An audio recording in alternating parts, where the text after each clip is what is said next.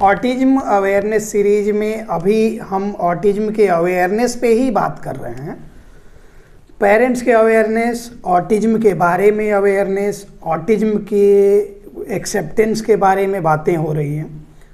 कई तरह की बातें होती हैं। कई सारे लोगों को क्या है कि बहुत सारे पेरेंट्स हमारे पास ऐसे मिलते हैं जो कि एक्सेप्ट नहीं कर पा रहे हैं कि उनके बच्चे को प्रॉब्लम है। उनको लग रहा है कि कुछ तो प्रॉब्लम है, लेकिन वो क्या करना चाहते हैं कि उसको छुपाना चाहते हैं। कई बारी मैंने अपने वीडियो में बताया है कि जब हम असेसमेंट करेंगे, ये करेंगे, तो बहुत सारी चीज़ें कि ऐसा करता है तो उस पे कहेंगे कि हाँ करता भी है लेकिन नहीं कह सकते हैं, लेकिन कह सकते हैं, लेकिन नहीं कह सकते हैं, लेकिन कह भी सकते हैं। तो ऐसी वाली सिचुएशन अगर आपकी है तो फिर आप अपने बच्चे को ठीक कर सकते हैं लेकिन नहीं कर सकते हैं, लेकिन कर सकते हैं लेकिन नहीं भी कर सकते हैं। ये वाली तब ये हो जाएगा आपके लिए, आपके बच्चे के लिए ये सिचुएशन हो जाएगी। तो इसलिए पहले आप ये डिसाइड कर लें कि आप आपके बच्चे को कुछ प्रॉब्लम अगर है तो उसको एक्सेप्ट करें। अब एक्सेप्ट करके परेशान नहीं हो। ऑटिज्म एक्सेप्टेंस की बात हम कर रहे थे। तो अगर उसको प्रॉब्लम है, ज़रूरी नहीं कि ऑटिज्म है, कोई भी प्रॉब्लम है, जहाँ जाएं उनसे सारी बातें क्लियरली बताएं। आज काफ़ी अच्छा लगा, एक कपल हमारे पास आए थे।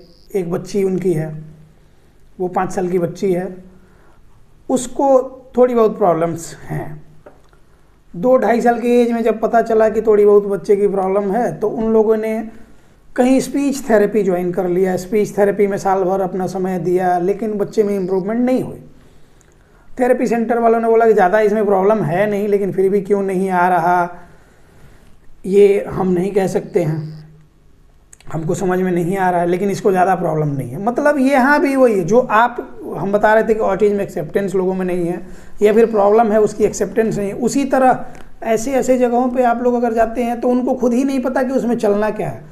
अगर सही में वो जो जिनके पास आप लेके गए हैं, जो भी थेरेपिस्ट हैं, जो भी डॉक्टर हैं, अगर वो सही में आपका भला चाहते, अपना भला छोड़ के आपका भला चाहेंगे, तो वो आपको चीज़ें समझाएंगे कि देखिए अभी इसमें स्पीच की ज़रूरत नहीं है, जब ज़रूरत होगी तब किया जाएगा। तो ज़रूरत होगी कब? जब बच्चे में सेंसरी इशू है, न्यूरो डेवलपमेंटल डिले लगे, या फिर उसको सेंसरी प्रोसेसिंग डिजॉर्डर लगे, समझदारी की कमी लगे, बैठने में बच्चा स्थिर नहीं बैठ रहा है। तो ये नहीं कि हमारे पास आ गया है तो ग्राहक तो भगवान का रूप होता है तो भगवान को जाने क्यों दें। तो ऐसे भगवान की सेवा थोड़ी करेंगे आप कि चलो ग्राहक आया है तो आप जितना ले सकते हैं लक्ष्मी इससे ले ही लें। तो ये गलत चीज़ है। हम उनकी बात नहीं कर रहे हैं, हम कॉमन बातें कर रहे हैं। उसके बाद उन लोगों को फिर भी कई सारे डॉक्टर से उन लोग मिले, जैसा उन्होंने आज बताया। हमने सारी बातें ये करने के बाद हमने कहा कि आपके हज़ारों सवाल होंगे, लेकिन हम जब समझाना शुरू करेंगे तो आपके सारे सवालों का जवाब आपको खुद ब खुद मिल जाएगा। और उसके बाद हमने उनको समय दिया। जनरली हम 40 to 45 minutes to 1 hour time देते हैं जब कोई हमारे यहाँ फिजिकली विजिट करते हैं। बच्चे के लिए सारी चीज़ें हम समझाते हैं, क्योंकि क्या है ना कि पेरेंट्स का समझना ज़रूरी है। आपके बच्चे को क्या हुआ है ये आपको ही नहीं पता चलता, आपको सही से बताया नहीं जाता। अभी एक मैडम जिनकी चर्चा हम करते हैं अक्सर वीडियो में अपने, क्योंकि वो बहुत तरह की बातें हमको बताती हैं, जो चीज़ें उनके साथ घटित हो रही हैं वो सारी चीज़ें बताती हैं। तो वो सिंगापुर में रहती हैं। अब वहाँ का क्या है कि वो कहीं जाती हैं, कहीं स्कूल में उन्होंने नाम डाल के रखा है कि मतलब वो एप्लीकेशन डाल के रखा है कि मतलब बच्चों का नाम वो एडमिशन हो जाए। तो कुछ प्राइवेट स्कूल वाले हैं जो कि इन बच्चों को ये कर रहे हैं, तो पूछते हैं कि मतलब कि इस तरह की प्रॉब्लम है हमारे बच्चे को, तो आप इसमें क्या करेंगे? तो अर्ली इंटरवेंशन करेंगे। तो अर्ली इंटरवेंशन में क्या करेंगे तो उन लोगों को नहीं पता, वो कह रहे हैं अर्ली इंटरवेंशन हो। तो अर्ली इंटरवेंशन में क्या होगा? अच्छा, प्लास्टिक सर्जरी होगी। तो प्लास्टिक सर्जरी अगर हम किसी चीज़ को बताते हैं किसी को, तो प्लास्टिक सर्जरी में नाम प्लास्टिक, जो इसके लिए अननोन है उसको तो यही लगेगा प्लास्टिक से कुछ सर्जरी होगी, मतलब रिलेटेड तो इसी की तरह है। जैसे कि बचपन में हम लोग सुनते थे तो हम लोग को लगता था कि कुछ प्लास्टिक पेंट होता है, उसी तरह प्लास्टिक सर्जरी हो। तो आप जो अब जब उसके एक्सपर्ट जो हैं वो ना बताएंगे कि हाँ मतलब कि उसमें कहीं से मसल का ये लेके और वो फ्लैप लेके और उस जगह पे डाला जाएगा, या फिर जिस चीज़ के लिए प्लास्टिक सर्जरी आप करा रहे हैं तो कुछ में मसल फीलिंग होती है, ये सारी चीज़ें, अलग अलग तरह का शेप दिया जाता है, बोटॉक्स वगैरह जो भी चीज़ें उसमें आती हैं। नहीं तो वो जो अननोन है उसको तो यही लगेगा प्लास्टिक से करके कुछ सर्जरी होगी। तो ये चीज़ें समझाना किसका काम है? जो एक्सपर्ट है। तो उसी तरह अर्ली इंटरवेंशन करेंगे, तो अर्ली इंटरवेंशन में क्या करेंगे पता नहीं, बता नहीं रहे हैं। उसी तरह आज जिनकी हम बात कर रहे थे, जो बच्चे को लेके आए थे, तो उन्होंने फिर कहीं और ज्वाइन किया जहाँ उनका जॉब है, जहाँ पे उन लोग ट्रांसफ़र हुए या फिर जहाँ भी रहते हैं। तो उन लोग वहाँ पे भी कहीं जा रहे हैं थेरेपी सेंटर में, तो उन लोग कहते हैं कि ज़्यादा इसको प्रॉब्लम नहीं है, लेकिन एक्चुअली क्या है वो कौन बताएगा? तो वो नहीं बताएंगे तो फिर क्या होगा कि पेरेंट्स का रोल वहाँ पे ख़त्म हो जाता है। तब फिर आप पेरेंट्स जो भी हैं वो उन लोगों के ऊपर डिपेंडेंट रहेंगे कि वो जो करेंगे वही होगा, नहीं तो नहीं होगा। जबकि हम बार बार कहते हैं कि 22, 23, 24 घंटे बच्चा आपके साथ रह रहा, तो उसमें एक आध घंटे के लिए आप बाहर कहीं लेके गए तो वो लोग क्या ही जादू कर देंगे। जादू तो होगा तब कि जब आप बच्चे पे ध्यान देंगे, जब उसके डेली रूटीन में जो चीज़ें सुधार करनी है, उसके खान पान से लेकर, उसके एडीएल से लेकर, उसके बिहेवियर से लेकर, सारी चीज़ें जब आपको पता चलेंगी कि इसको ये प्रॉब्लम है और ये चीज़ें इसमें अवॉइड करनी है, ये चीज़ें करनी है, जब ये आपको पता होगा ना, तभी तो आप ये सारे काम करेंगे उस पर। तो ये आपको पता नहीं है कि इसमें अवॉइड क्या करना, इसमें क्या चीज़ें देना, इसके रूटीन में क्या शामिल करना, क्या हटाना, ये सब चीज़ें जब पता आपको नहीं रहेंगी ना, फिर आप भटकेंगे, अंधेरे में रहेंगे, आपको सॉल्यूशन कुछ भी नहीं मिलेगा। इसलिए हम बार बार समझाते हैं कि सबसे पहले बच्चे के लिए प्रॉपर डायग्नोसिस ज़रूरी है। डायग्नोसिस सिर्फ वो 10 पेज का आपको ये मिल गया असेसमेंट प्रोफॉर्मा और उसमें टिक मारते गए आप कि ये हाँ, ये ना, ये ना, कर करके 10 पेज का आपको ये आ गया। उसके बाद वही देख के नीचे लिख दिया कि ये तो जी मॉडरेट ऑटिज्म है, ये तो जी सीवियर ऑटिज्म है, करके लिख दिया। अब मॉडरेट सीवियर पैनिक करने वाली बातें हैं, तो आप पैनिक होंगे ही होंगे। उसके बाद सामने वाला जो कहेगा आपको वही मानना पड़ेगा। तो इन सब चीज़ों से बचिए। हम आपको सावधान करना चाहते हैं, सावधान कर रहे हैं। क्या है कि अभी हम लोग, पिछला साल भी हमारा बदल गया, नए साल में हम लोग प्रवेश कर गए, तो नए वर्ष में प्रवेश करेंगे तो नए तरह से सोचें। अब फिर से पुरानी चीज़ों को नहीं ये करें, पुरानी गलतियों को ना दोहराएं। न्यू ईयर रिजोल्यूशन में ये भी शामिल करें कि बच्चे के साथ आप समय देंगे, ईमानदारी से आप काम करेंगे बच्चे पे, तब जाके बच्चे में इम्प्रूवमेंट होगी। काम कैसे करेंगे? जैसे कि बोले बहुत सारे पेरेंट्स लोग हैं, उनसे बातें करके समझ में आता है कि उन लोग क्या फील करते हैं। हम कोशिश ये करते हैं कि पेरेंट्स के एंगल से हम देखें कि वो क्या फील करते हैं, वो क्या चाहते हैं। तो धीरे धीरे उस तरह से भी हम लोग काम कर रहे हैं, उनकी तरह सोचना समझना, तब समझ में आएगा कि असल में उन लोग क्या क्या चीज़ें फेस कर रहे हैं रियल लाइफ में। तो जैसे हम ये कह रहे हैं कि कुछ एक ये बताया गया, प्रोटोकॉल बताया गया आपका थेरेपी का, उसको आप लोग वीडियो देखते हैं, बहुत सारे लोग वीडियो देख के लिखते हैं कि हमारे बच्चे को ये है, इसका सोल्यूशन बताइए। ये कोई जादू थोड़ी है कि आपको सोल्यूशन बताइए, ये कोई दवाई थोड़ी है कि आपको बता दिया कि आप खा लीजिए ठीक हो गया। वो बिल्कुल नहीं है। हर एक बच्चा अपने आप में यूनिक है और हर एक बच्चा अपने आप में एक दूसरे से अलग है। इसलिए बच्चे के ट्रीटमेंट को शुरू करने से पहले, उसकी थेरेपी शुरू करने से पहले बच्चे का प्रॉपर असेसमेंट ज़रूरी है, वो मैंडेटरी है। उसके बाद उसमें स्पेसिफिक ट्रीटमेंट प्रोटोकॉल्स अप्लाइड होंगे, तभी जाके सही डायरेक्शन में बच्चा जाएगा। नहीं तो बहुत सारे लोगों को लगता है कि हमारा वीडियो, हम जनरली प्रैक्टिकल अप्रोचेज पे वीडियो बनाते हैं कि आप मतलब कि ज़मीन से जुड़ के रह के, घर में रह के क्या क्या चीज़ें आप कर सकते, इस पे हम लोग वीडियो बनाते हैं, ये सबको पता है। तो इसमें क्या है कि जब हम ये वीडियो बनाते हैं तो बहुत सारे लोग उन सब वीडियो को अपने बच्चों में अप्लाई करना शुरू कर देते हैं, बिना ये पता किए कि बच्चे को प्रॉब्लम क्या है, उसके लिए क्या ज़रूरी है, वो पता किए बिना काम करते हैं। तो थोड़ी बहुत ग्रॉस इम्प्रूवमेंट, मतलब कि क्या होता है कि मोटा मोटी इम्प्रूवमेंट तो होगी, तो आपको लगेगा कि हम क्यों भाई कहीं जाएं, क्यों कहीं कुछ पैसा खर्च करें, या फिर ये अगर हम घर पे कर ही ले रहे हैं। तो यहीं से गलती होती है। अब आपको लग रहा है कि आप घर पे कर ही ले रहे हैं, बहुत सारी चीज़ें गलत करते जा रहे हैं। जैसे हमने एग्जांपल दिया था लास्ट वीडियो में, जो हमारा लास्ट वीडियो अपलोड किया गया था, उसमें एक अंकल आए थे, वो दूर कहीं गया से शायद आए थे हमारे पास। तो वो क्या कर रहे थे कि वो वीडियो देख के जिम बॉल खरीद के उस पर जंप करा रहे थे बच्चे की, लेकिन उनको फिर उसके बारे में सोचने समझने का मौका नहीं मिला, इसके लिए सही है नहीं है। प्रॉब्लम बढ़ रही थी तो रेगुलर हमारा वीडियो देखना शुरू किए, तो बोले कि एक वीडियो आपका आया था सर, उसमें हमने देखा कि आप जो हाइपर बच्चे हैं उनको, या फिर जिनमें रेस्टलेसनेस है, सिटिंग इंटॉलरेंस है, उन बच्चों को जिम बॉल पे जंप कराना मना कर रहे हैं। तो हमने देखा कि ये तो हम गलती कर रहे हैं इसको जिम बॉल पे जंप करा के, तो हमने वो जिम बॉल पे जंप कराना रोका। लेकिन जो उतने दिन उन्होंने किए उसकी वजह से प्रॉब्लम बढ़ी।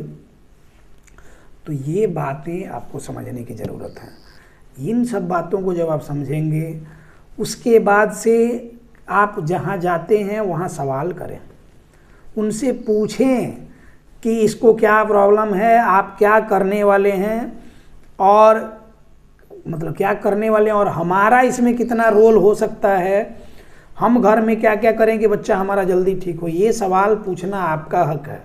अगर ये सवाल आप नहीं पूछते हैं तो फिर क्या है कि आप सिर्फ और सिर्फ पैसा और समय गंवाने जा रहे हैं और कुछ भी नहीं करने जा रहे। मतलब नहीं है कि आप कितने बड़े सेंटर पे गए हैं, मतलब ये नहीं है कि पद्मश्री, पद्म भूषण या फिर भारत रत्न अवार्डी के पास गए हैं।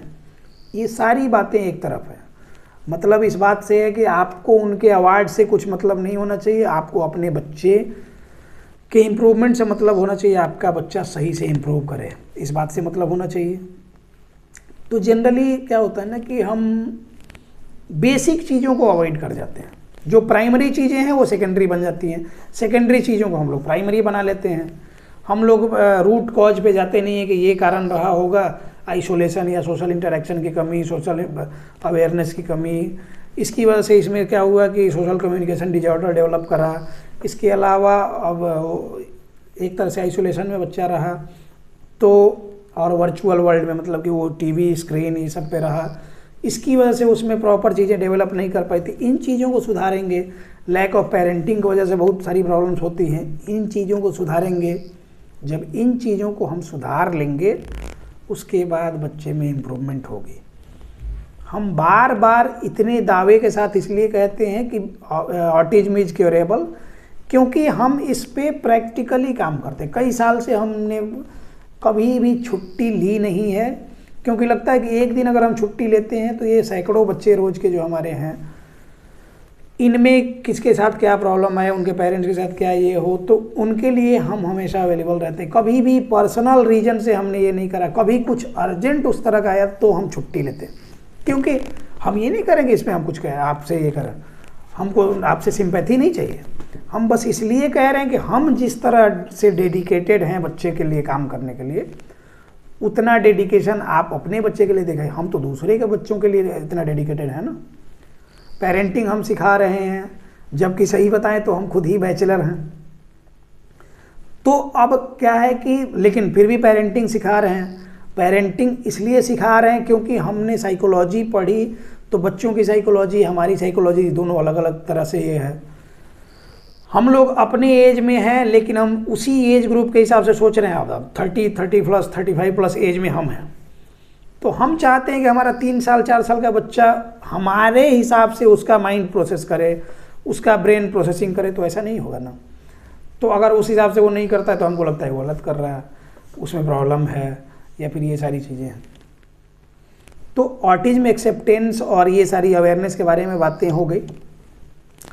अब हम कह रहे थे कि बहुत सारे लोग क्या होता है ना कि जब पता चलता है कि बच्चे को थोड़ी सी प्रॉब्लम है तो वो कहीं कहीं सर्च करना शुरू करते हैं। जनरली स्पीच डिले सर्च किया जाता है। जनरली यूट्यूब पे जब आप ये में जाएंगे, जब हम लोग अपना भी चैनल डैशबोर्ड वगैरह खोलते हैं, उसके बाद एनालिटिक्स वगैरह में जाते हैं, तो सबसे ज़्यादा सर्च किया वो टर्म स्पीच और ऑटिज्म, ये 2 चीज़ें हैं।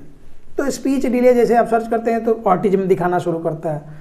ऑटिज्म दिखाते दिखाते क्या होता है कि आप उन चैनल के चंगुल में फंसते जाते हैं। वो कहते हैं कि ये कभी ठीक नहीं होगा, ये करना वो करना, ऐसे करना वैसे करना, ये सारी चीज़ें करना शुरू करते हैं आप। उसके बाद से ये ले लो ये ले लो। और जितने भी नॉन टेक लोग हैं वो अपना चैनल चला के वो कुछ कोर्स बेच रहे हैं, कुछ किताब बेच रहे हैं, कुछ एक्टिविटी बेच रहे हैं। ये कराओ, कहीं जाने की ज़रूरत नहीं है, घर पे ही आप ठीक कर सकते हो। 12-14 घंटे 16 घंटे बच्चे पे समय दो, उसको बिल्कुल खाने पीने मत दो, बिल्कुल सोने मत दो, एकदम से उसको ये कर। इन सब लोगों के चंगुल में फंस के फिर आपका फंसान ज़्यादा होता है। तो ओवर थिंकर नहीं बनना। बच्चे को प्रॉब्लम है तो है, बच्चा ठीक हो जाएगा ये हम कह रहे हैं, तो आप उसके लिए नहीं। अब क्या है कि अगर ट्रांसफ़र करने वाली बात होती है ना, कि अगर उसकी बीमारी है हम जैसे डाटा केबल डाल के ट्रांसफ़र कर लें अपने आप में, तो हर पेरेंट्स चाहेंगे कि बच्चे की बीमारी हम अपने में ले लें, मेरा बच्चा ठीक रहे। इमोशनल कनेक्शन तो यही कहता है, लेकिन ये प्रैक्टिकली पॉसिबल नहीं है। तो प्रैक्टिकली जो चीज़ें हैं, अगर प्रैक्टिकली ये पॉसिबल नहीं है तो फिर प्रैक्टिकल सोचें, क्योंकि प्रैक्टिकल लाइफ जीनी होती है।